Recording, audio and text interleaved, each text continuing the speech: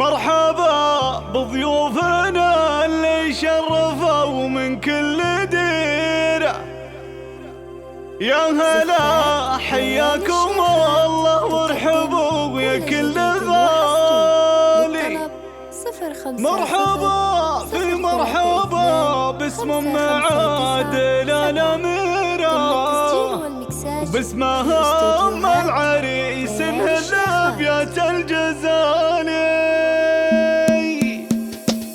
مرحبا بضيوفنا اللي شرفوا من كل ديرة، يا هلا حياكم الله وارحبوا يا كل غالي. مرحبا في زفات ليالي الشيخات تقدم كل جديد وحصري. للطلب 050 032 559 7.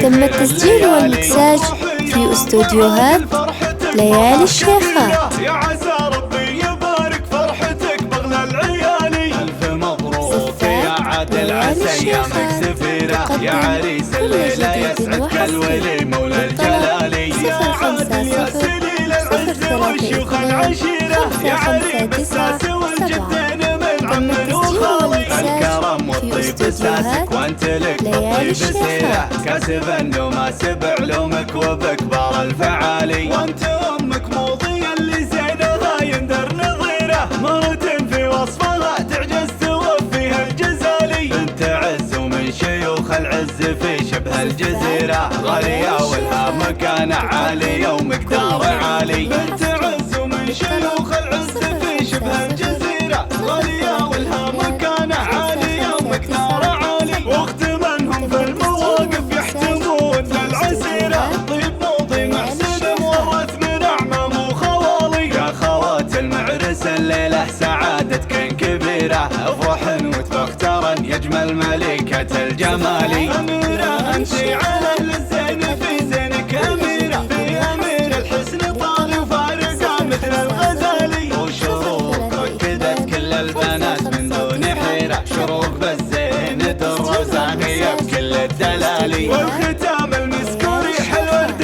فواح عبيرة، والله يديم السعادة والفرح طول الليالي. مرحبا بضيوفنا اللي شرفوا من كل ديرة، يا هلا حياكم الله وارحبوا يا كل غالي. مرحبا في زفات ليالي الشيخات تقدم كل جديد وحصري. للطلب 050 032 559 7.